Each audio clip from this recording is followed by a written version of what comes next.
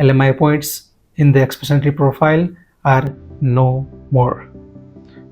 નમસ્કાર મિત્રો, ફાઇનલી આજે IRCCએ ડિસ્ક્લોઝ કરી દીધું છે કે જે તમને LMIના 50 અથવા તો 200 પોઈન્ટ્સ જે એક્સપ્રેસ એન્ટ્રી પ્રોફાઇલમાં મળતા હતા તે હવે આજથી effective immediately as of today March 25, 2025ના રોજ હવેથી તમને એક્સપ્રેસ એન્ટ્રી પ્રોફાઇલમાં એ જે પોઈન્ટ્સ હતા એ નહીં મળી શકે અને જો એડ થયેલા હશે તો એ થોડાક દિવસોમાં ડીએક્ટિવ થઈ જશે.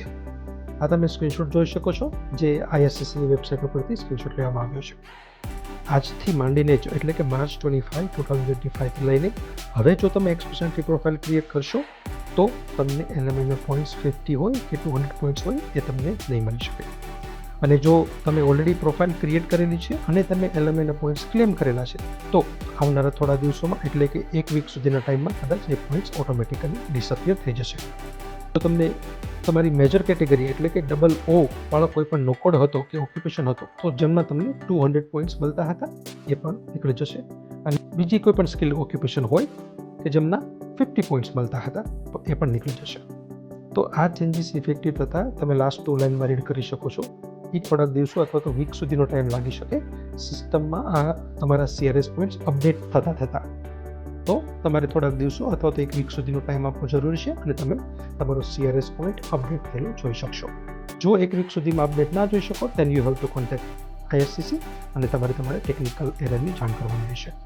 501થી લઈને 600 વચ્ચે સુધીનો 25,000 લોકો ફ્લોટ કરે છે પુલમાં મિત્રો. નેક્સ્ટ જોઈએ આપણે લાસ્ટ CECનો ડ્રો ક્યારે થયેલો હતો. તો લાસ્ટ CECનો ડ્રો હતો ફેબ્રુઆરી 5th, 2025 છે, ઓલમોસ્ટ 1.5 month પહેલાંનો છે. તો તેમનો તમે સ્કોર જોઈશો તો 521 છે. Friends, if you are floating in the express entry pool with 500 or 510 આસપાસના પોઈન્ટ્સ તો તમને આવનારા CEC ડ્રોમાં ઇન્વિટેશન આવવાની પોસિબિલિટી ખૂબ જ વધારે છે because this is going to be big change. Definitely we are expecting કે આવનારો જે CEC ડ્રો છે તો એ લોઅર CRSમાં થોડો ઘણો જશે. Let's see what happens, but if not next drop પણ આવનારા CEC ડ્રોમાં ચોક્કસથી આપણને ડ્રોપ જોવા મળશે.